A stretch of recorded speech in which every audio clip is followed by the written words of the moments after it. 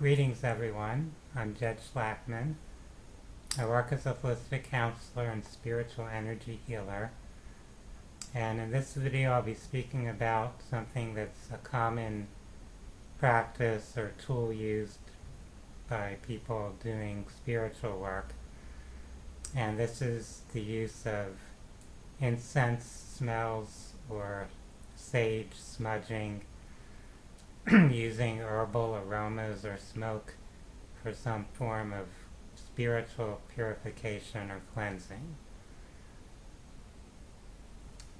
Here's an example of something someone might use. This is a sage smudging stick. So if we think about things like incense and sage, we're working with some form of plant or herb that's producing a particular smell or scent.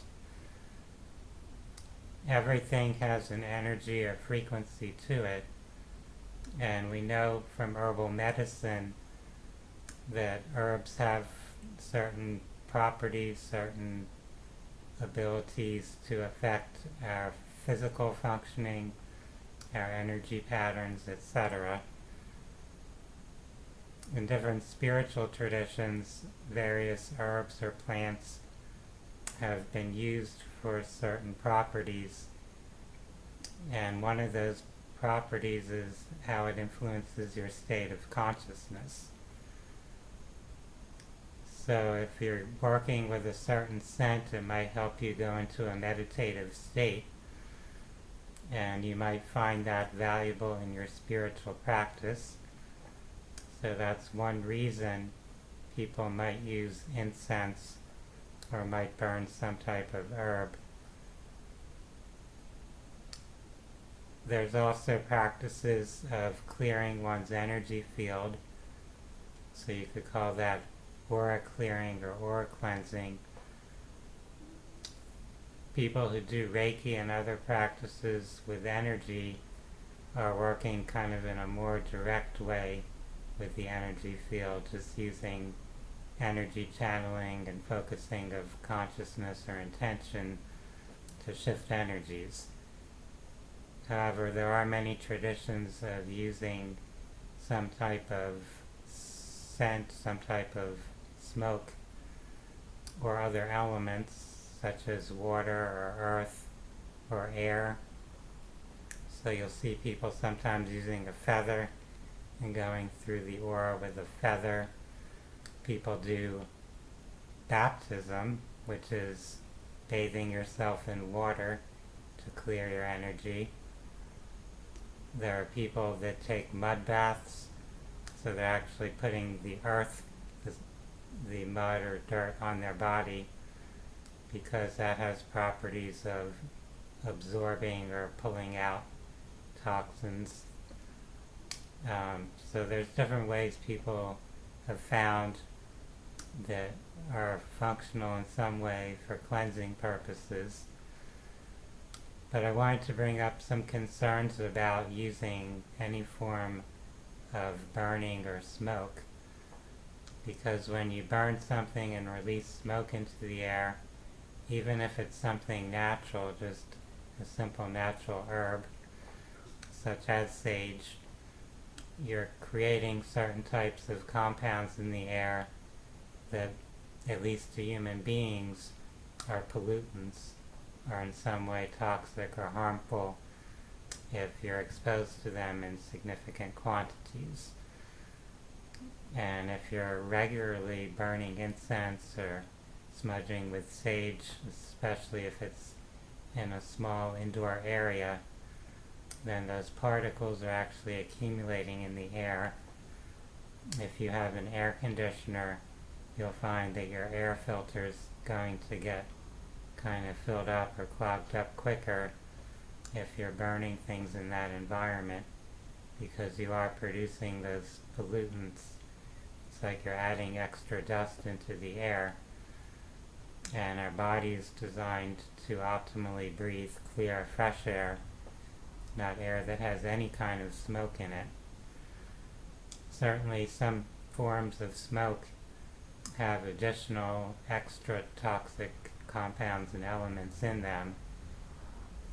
If you're using commercial cigarettes, those have some very toxic elements and compounds in them. So that type of smoke is extra harmful compared to, let's say, just natural unprocessed tobacco. But even burning something like pure tobacco or pure cannabis, pure sage, whatever natural herb you might burn, it's releasing smoke into the air that's not healthy to breathe. So if you're using incense of any kind, burning herbs of any kind that release smoke into the air for a spiritual practice, ideally you would do that outdoors where there's continual airflow, so it's being quickly cleared out of the air, it's dissipating, it's not building up.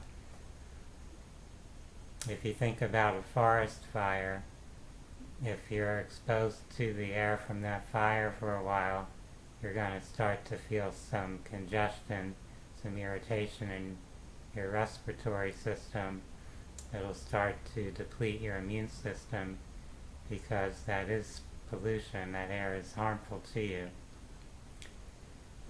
Whereas if you just briefly get a whiff of it, just the brief scent of the smell of burning trees, that's not going to really cause much problem. And depending on what's burning, it might have a scent that you like.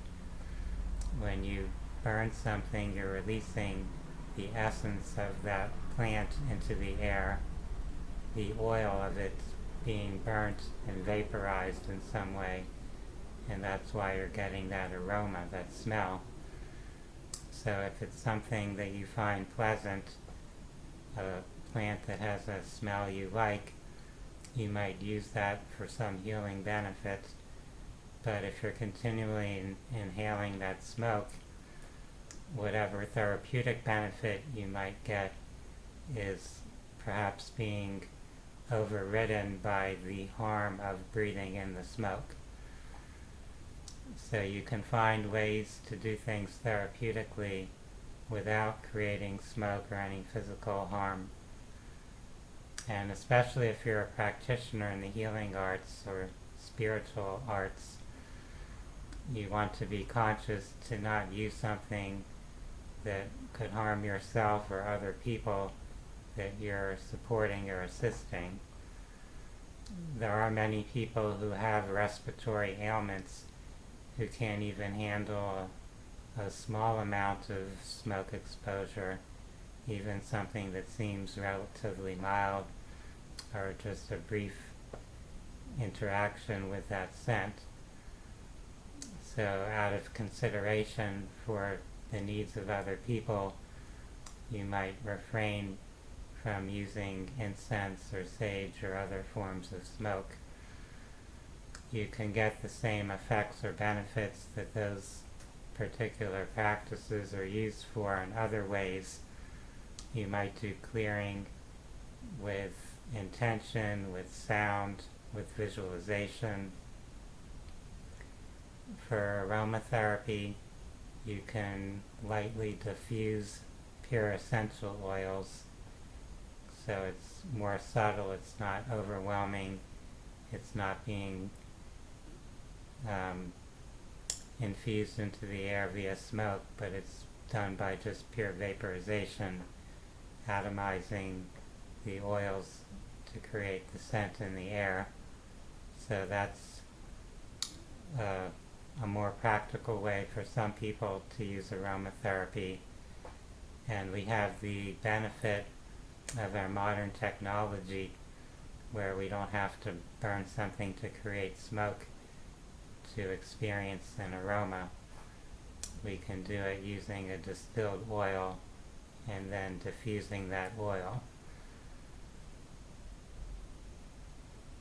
For those that are doing spiritual practices where you want to work with the elements, you don't have to just use the fire element, which is what burning something is doing. You can also use the water element, so you can use a mist, you can bathe, you can dip yourself in a pool or a lake. Those are ways to work on clearing energy. You can also work with the air element, so we can use wind, we can blow, we can use the feather, and of course you can use the earth element. You can use crystals, you can use salts. So there's many resources we have, and we're not dependent on using a ritual that involves incense or sage or Palo Santo or something else that you might be burning. I hope that this has been a useful set of tips or insights about these practices. We want to use spiritual clearing and cleansing practices that anyone can access, that aren't going to be polluting the environment or creating any adverse health effects for anyone that is in our environment or that we're interacting with. For those that are interested in holistic health and spirituality, I invite you to visit my website, phinsights.com. That's phinsights.com. For now, I wish everyone a wonderful day. Namaste.